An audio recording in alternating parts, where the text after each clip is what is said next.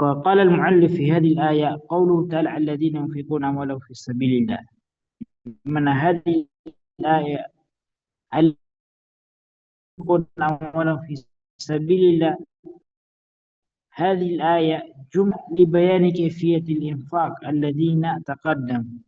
إن سبحانه وتعالى ذكر لنا أن من أنفق ماله سيضعف الله سبحانه وتعالى أضعاف إلى 700 إلى أضعاف. الله سبحانه وتعالى هو الذي يعلم.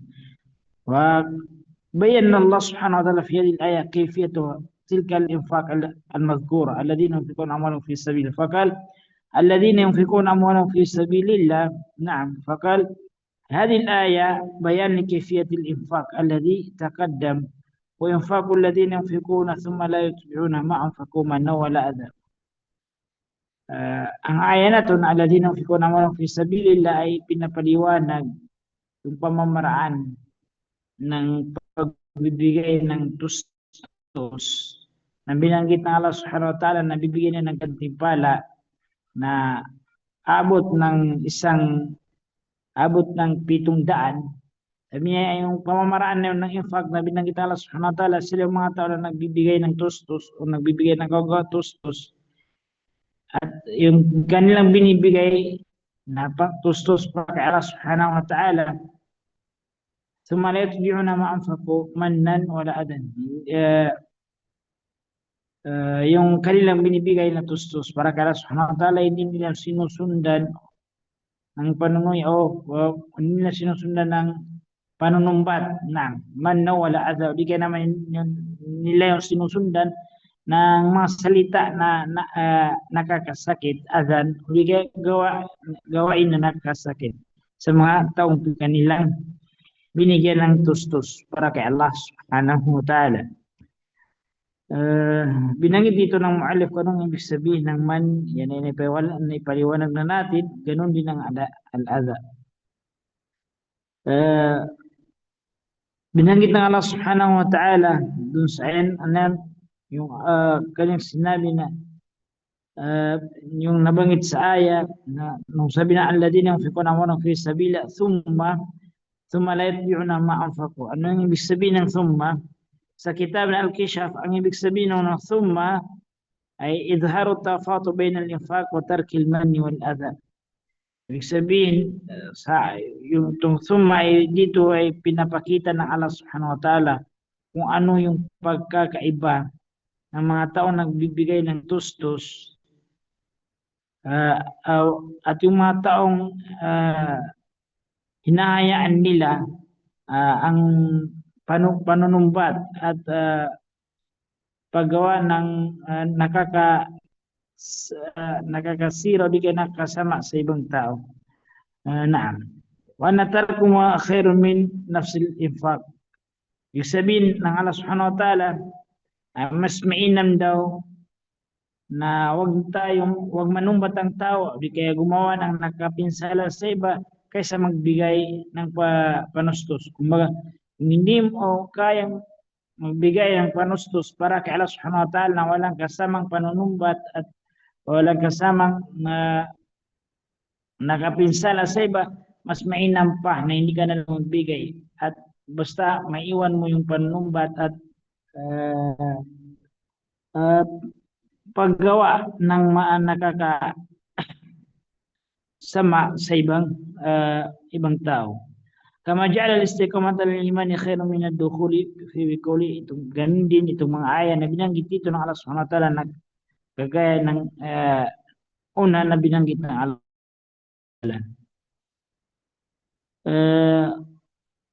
Sinabi ng Allah subhanahu wa ta'ala yung nabanggit doon sa aya pagkatapos ng Allah subhanahu wa ta'ala thumma la yutbi'una ma anfaqu manna wala adha. Yung mga tao nagbibigay, sabi ng Allah subhanahu wa ta'ala ng tustos mula sa kanilang ari-arian, bibigay nila para kay Allah subhanahu wa ta'ala at hindi nila yung sinusundan ng hindi nila sinusundan yung binigay nila na pangtustos para kay Allah subhanahu wa ta'ala ng isang panunumbat di kaya wala adan, di ka naman ay nakakasira sa ibang tao. ito yung gantimpala na binanggit ng Allah subhanahu wa ta'ala na mapapasa kanila. Lahum ajruhum inda rabbihim. Sila ibibigyan ng Allah subhanahu wa ta'ala ng gantimpala mula sa kanila. Wala khawfun alaihim wala hum yahzanun. Itong nabanggit dito na la, itong la khawfun alaihim wala yahzanun. Sabi ng muallif, itong la dito wawasatu kalimatullah lidilati ala syumulin nafi. Ibig sabihin, binanggit ng Allah subhanahu wa ta'ala dito yung la khawfun alaihim wala hum yahzanun, dahil gustong para maintindihan ng mga tao na yun ay lahat ng uri ng ganon, uri ng takot o di kaya uri ng huzn. Kumbaga kalungkutan ay pasok doon na hindi maramdaman ng mga taong gumawa ng ganoong uring pagbigay ng tustos para kay Allah subhanahu wa ta'ala. Wa qalu indihim fi ta'kid wa tashrif. Wa qalu wala khawfun alaihim zahiru nafyu khawfi anhum fi darain. Yung wala khawfun alaihim na nabanggit doon sa aya, sabi ng Allah subhanahu wa ta'ala, yung daw ay gantimpala ng Allah subhanahu wa ta'ala sa mga taong nagbibigay ng tustos para kay Allah subhanahu wa ta'ala na hindi sila nanunumbat at gumagawa ng nakakasama sa mga tao. Gantimpala sila hindi makakaramdam ng takot fidarain dito sa mundo at sa kabilang buhay. Dahil ang nabanggit doon, la khawfun alaihim wala hum yahzanun. Ang ginamit ng Allah subhanahu wa ta'ala na term ay yung la khawfun alaihim, isang nakira, alwaqi'atu fi siyakin nafi. Ay yung la khawfun alaihim, yung la doon ay nafiya, yung khawf ay nakira. Sinabi nila na pag yung la an nafiya ay nasundan ng nakira, hada dalilun ala al-umum. نعم تفيد النكرة الواقعة في سياق النفي من الشمول والعموم. Kumbaga lahat ng uri ng takot ay hindi nila maranasan. Pasok na yung takot dito sa mundo at pasok dun sa din yung takot na maramdaman ng mga tao sa kabilang buhay. Sinabi ng Allah subhanahu wa ta'ala wala hum yahzanun ay yufidu dawamun intifa'ul huzni anhum. Ganon din, hindi rin sila makakaramdam ng lungkot sa dito sa mundo at ganon din sa kabilang buhay. Yung sinabi ng Allah subhanahu wa ta'ala qawlun ma'ruf wa maghfirah, yung ibig sabihin daw ng qawlun ma'ruf wa maghfirah, qila al-khairu mahdhufun awla wa amsal. Ibig sabihin na yung qawlun ma'ruf khairun wa maghfirah, pero yung khair hindi doon dinagdag ng Allah subhanahu wa ta'ala.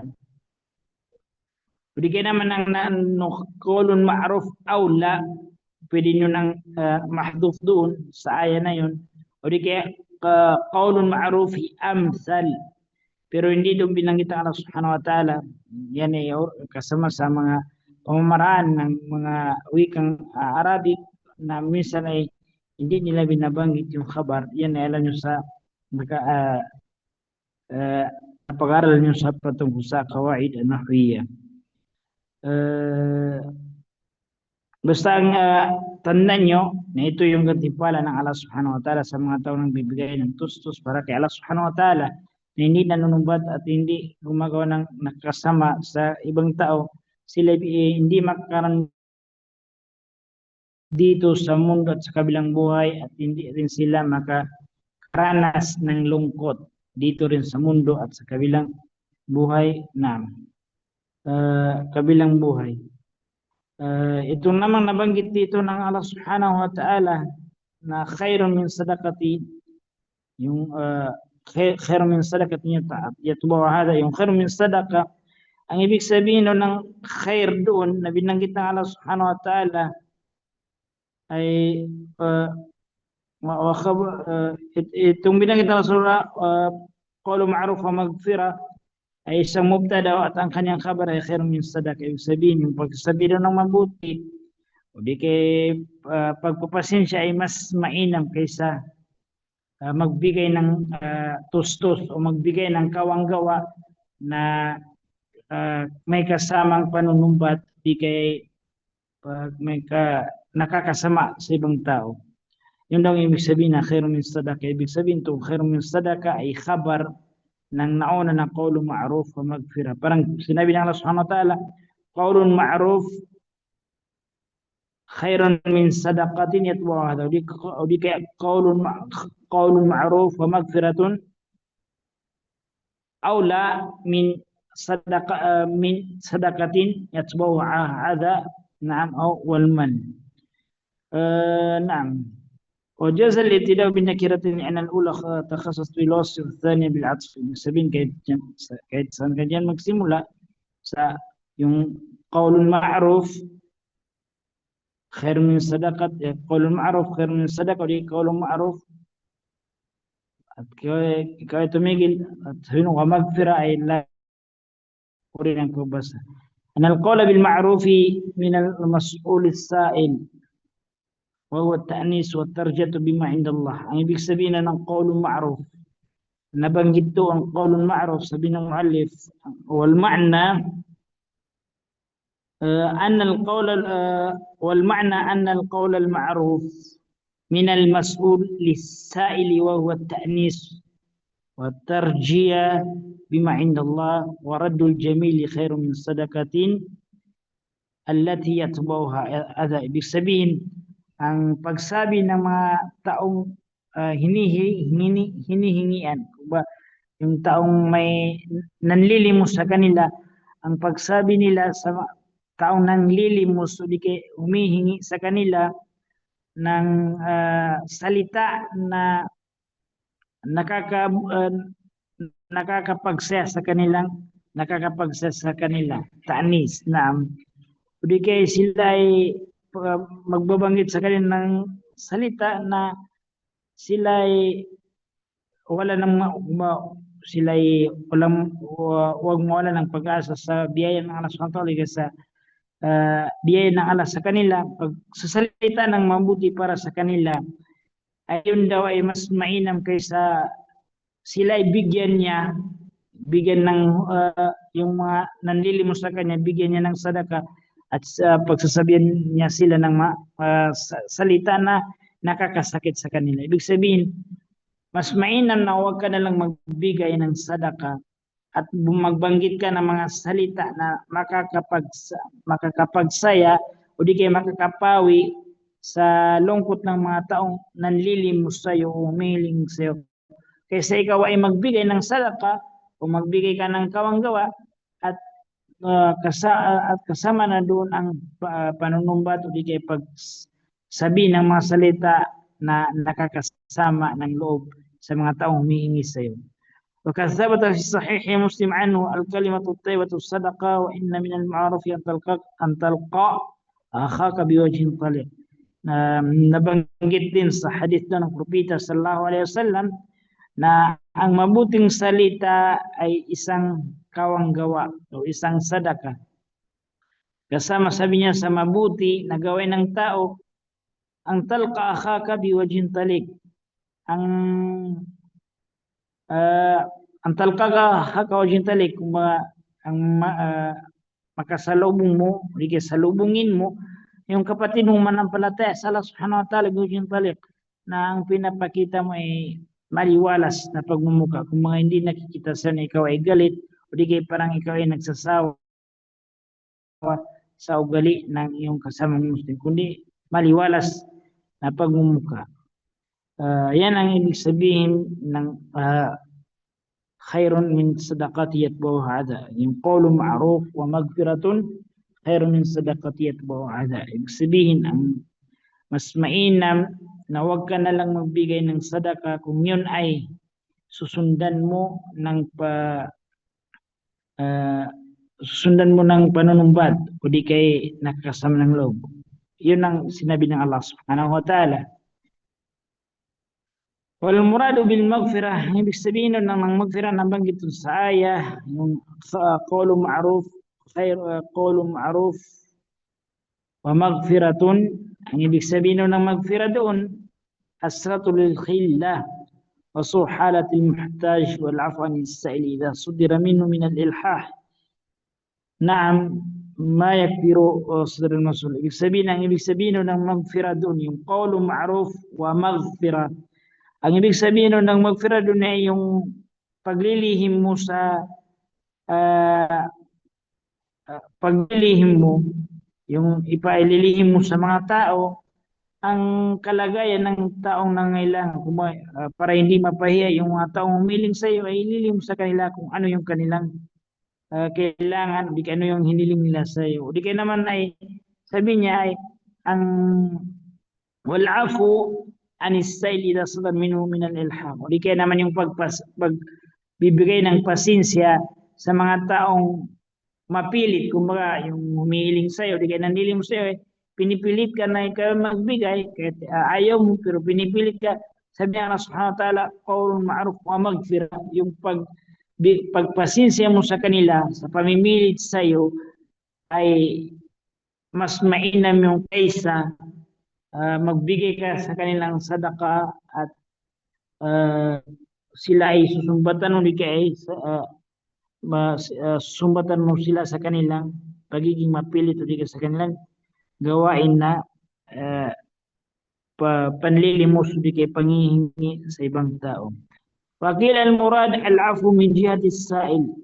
May nagsabi naman ang murad daw sa magfira na yun ay al-afu min jihati sa'il liannahu idha radda raddan jamilan azdarahu. Ibig sabihin yung magfira daw yun ay yun yung magmumula sa taong nanlilimos o di kaya nangihingi.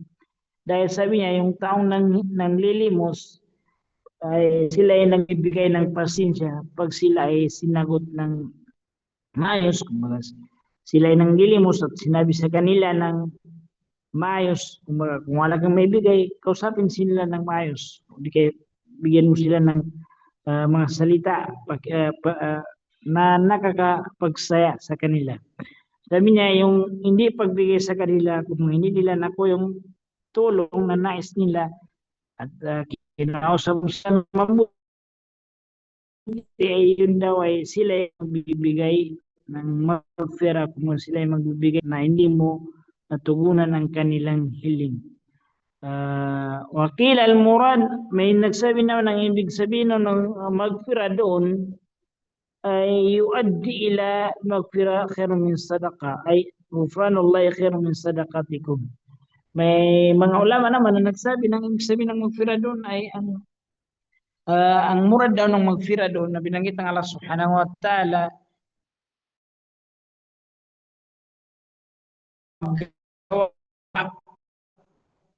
na paggawa ng mga gawaing falun yuaddi ila magfirati khairun, dahilan para ikaw ay pagpasensya ng Allah subhanahu wa ta'ala.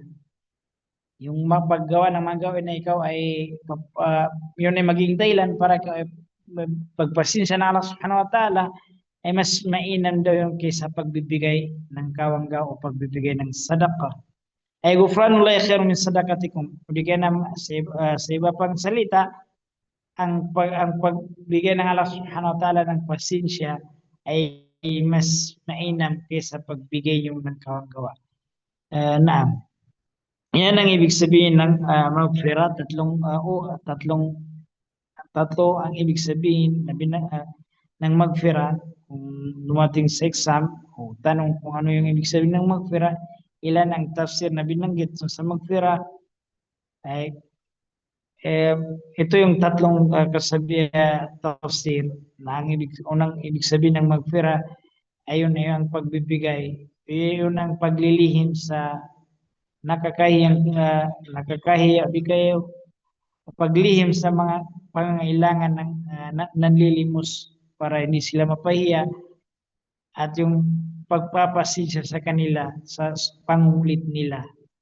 Yun ang unang tafsir ng magfira. Ang pangalawang tafsir naman ay sabi niya yun ang pagbibigay ng pasensya ng mga nanlilimos sa taong sinagot sila ng maayos at hindi sila natugunan na bigyan ng kanilang hiling, pero sinagot sila ng maayos. Sila yung mga nanlilimos na nangihingi na yun ay sila yung nagbigay ng pasensya. Ang pangatong tafsir naman ay itong ah, ang paggawa ng gawain na magiging dahilan para mapasensya ng Allah Subhanahu wa Ta'ala ang isang tao ay mas mainam kaysa pagbibigay nila ng kawanggawa o pagbibigay nila ng sadaqah. وعلى هذا واضح لا يحتاج إلى تطويل. فالله سبحانه وتعالى نعم يا أيها الذين آمنوا لا تبطلوا صدقاتكم بالمن والأذى هذا قد بينا سابقا معنى هذه الآية. ثم ننتقل إلى آية أخرى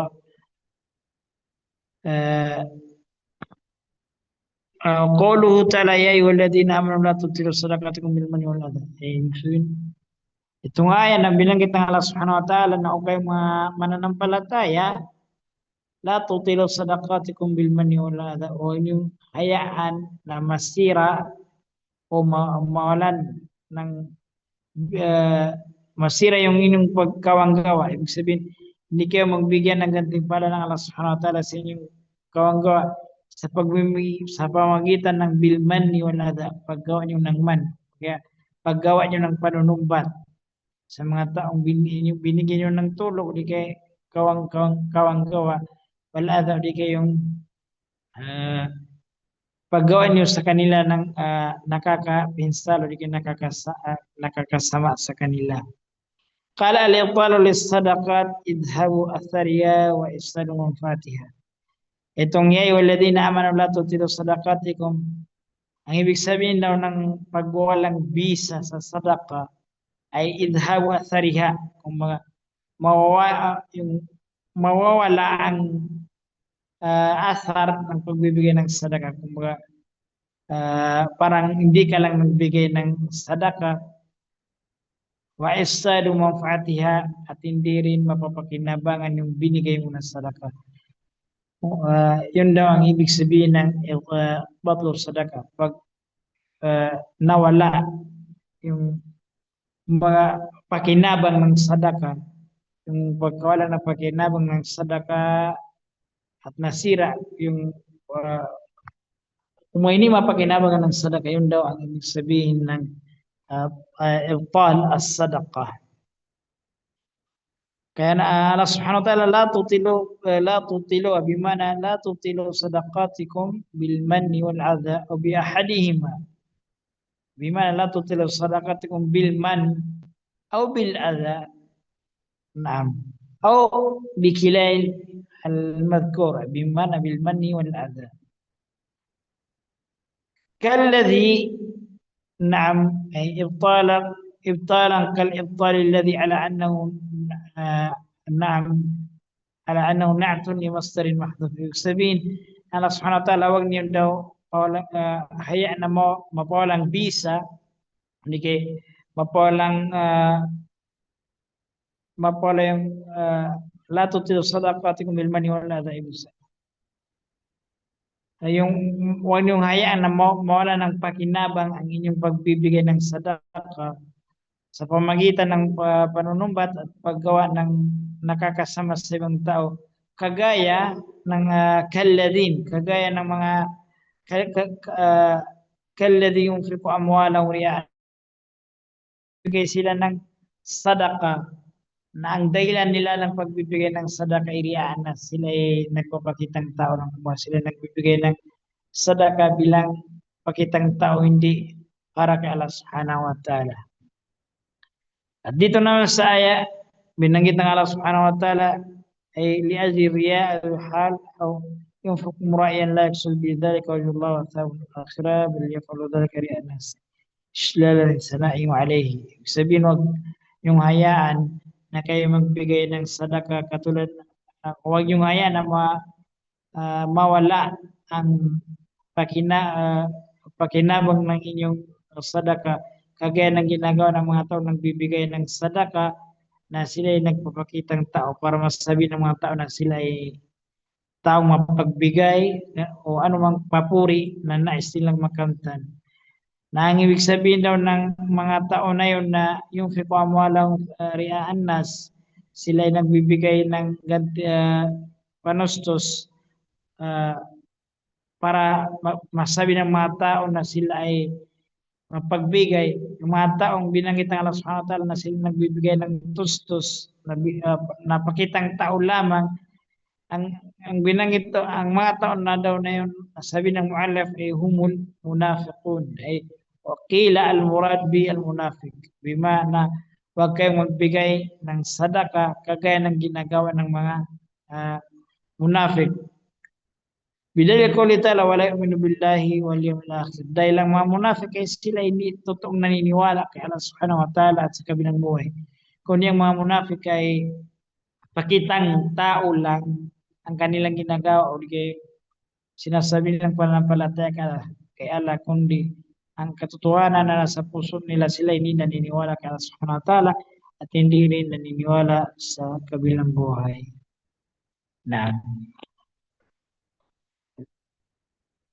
هل هناك سؤال في هذه الآية التي أخذنا؟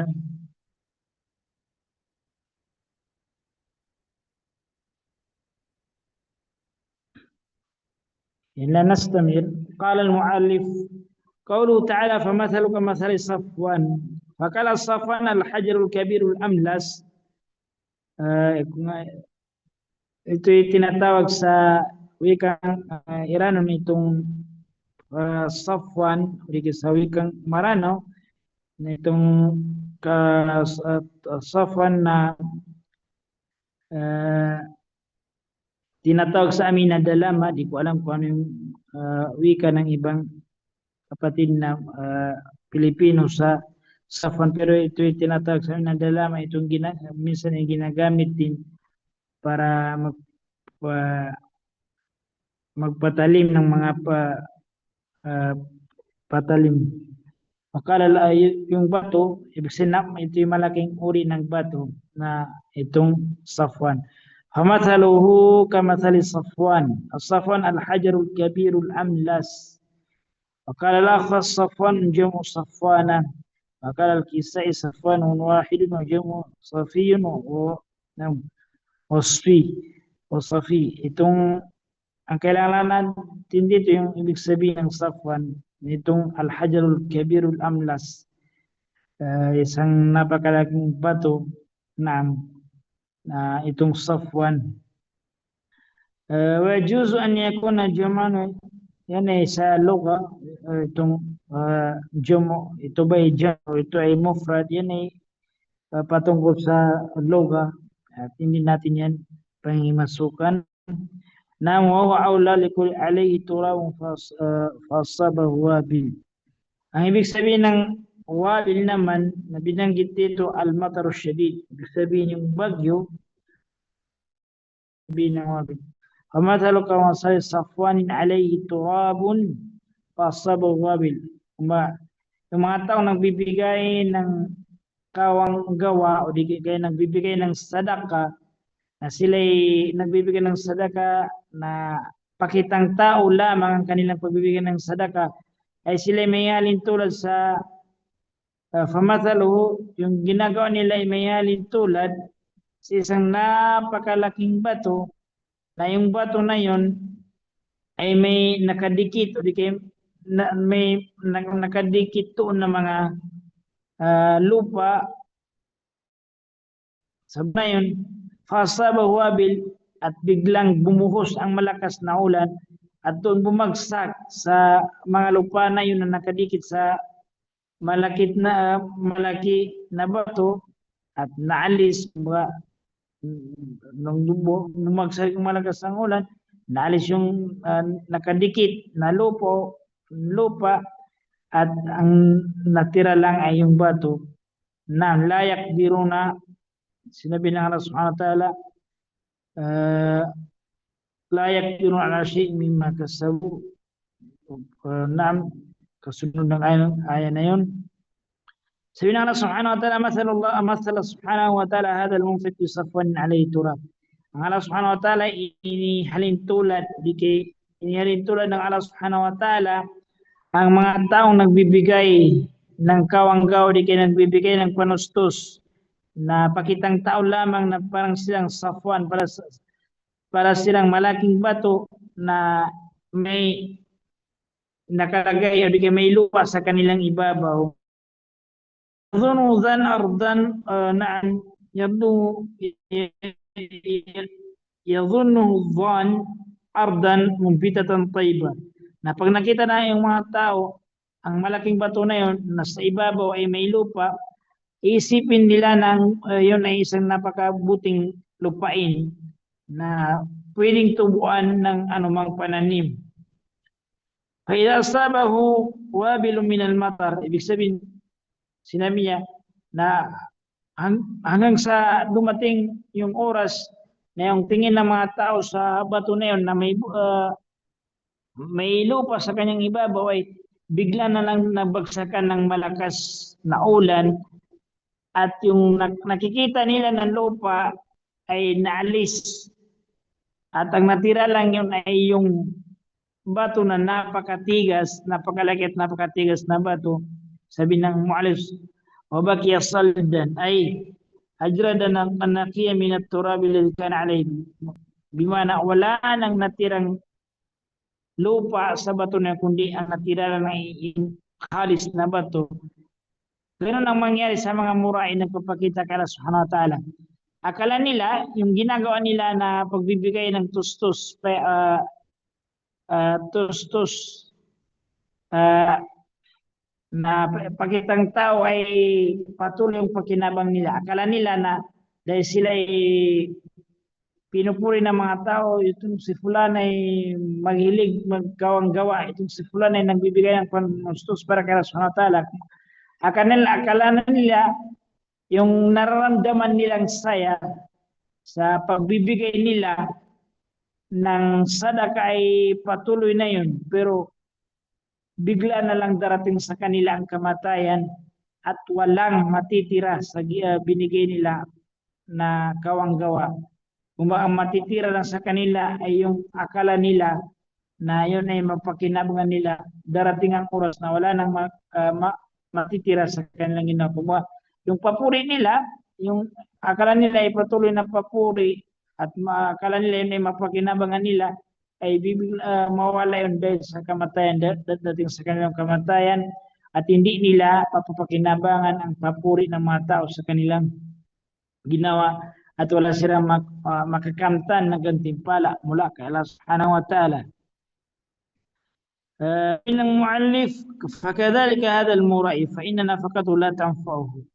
Yung mga ganyan yung mangyari sa mga taong nagpapakitang tao lang sa pagbibigay ng nafaka o panustos o pagbibigay ng sadaka na hindi nila mapapakinabangan. Kagaya ng kamalayang fa'al matarul waqi'u ala Safwan. Kagaya ng nangyari sa malaking bato na tinamaan ng malakas na ulan, imbis na magpatubo ng mga iba't uri ng pananim, ay nawala yung lupa at natira yung bato na walang tumutubo doon. Ganon din yung mga muray. Sila, yung akala nila, yung ginagawa nila na pagbibigay ng kawanggawa o pagbibigay ng tustos, ay yun ay mapakinabangan nila dahil sila ay pinupuri ng mga tao. Akala nila patuloy yung kanilang papuri, ngunit hindi nila mapakinabangan. Dito lang yun sa mundo, pag dating ng kamatayan sa kanila, yun ay mawawala yung papuri mula sa mga tao at sila ay magsisisi dahil walang sayang lang yung binigay nila na manustos di kaya nafaka dito sa mundo na pakitang tao lang dahil hindi nila mapakinabangan sa kabilang buhay. Na sinabi ng Allah Subhanahu wa Ta'ala, la yakdirun ala shay'in mimma kasabu ay la yantafi'una bima fa'alu riyaan. Kumbaga hindi nila yung mapakinabangan ng kanilang ginawa na pagpakitang tao. Kahit gaano kalaki o karami ang kanilang binigay na panustos ay hindi nila mapapakinabangan dahil sila ay nagpakitang tao lamang. Wala yajiduna lahu thawaban, ganun din walang katimpalan kanilang ginawa. May nagsabi naman, kaannahu qila, madha yakunu halum hinidin. May nagsabi na, ano daw ang mangyari sa mga tao na yun, na yung akala nila ay mapapakinabangan nila yung binigay nila na mga panustos. Biglang dumating sa kanila yung kamatayan na sila ay napakasaya dahil sila ay pinupuri ng mga tao. Pero dumating yung kamatayan, wala silang makukuha, makamtan ng gantimpala dahil ang ginawa nila ay pakitang tao. Ano yung mangyari sa kanila? Ano yung mararamdaman nila sa kanilang ginawa na hindi sila bumigay ng panustos para kay Allah kundi para lang sa mga tao, para lang masabi na sila ay mga taong mapagbigay. فقيل لا يقدرون إلى آخره والضمير للموصول نعم باعتبار المعنى كما في قوله وخذتم كالذي خاضوا. Ibig sabihin, yun ang mangyari sa mga taong magbibigay na kawanggawa o nagkakawanggawa na yun ay pakitang tao. Sila ay darating sa kabilang buhay na hindi nila mapapakinabangan ang ginawa nila. Yung akala nila na patuloy yung kanilang kasiyahan o patuloy na yung kanilang papuri ay biglaan lang darating ang kamatayan sa kanila at yung ginawa nilang paghihirap. Naging kapuri-puri sila dito sa mundo pero pagdating ng kamatayan, yung lahat ay hindi nila mapakinabangan. Parang wala silang ginawa na mabuti dito sa mundo dahil yung ginawa nila ay hindi nila yun madadala. Yung papuri nila dito sa mundo, hindi nila madadala sa kabilang buhay. Dahil ang tatanggapin ng Allah subhanahu wa ta'ala doon sa kabilang buhay, yung ginawa lang para kay Allah subhanahu wa ta'ala at hindi ginawa para sa papuri ng mga ibang nilalang ni papuri ng mga tao. Kung kayo may katanungan sa aya na to, pwede kayong matanong wala at magpaalam no sa inyo. May katanungan ba kayo sa aya na to?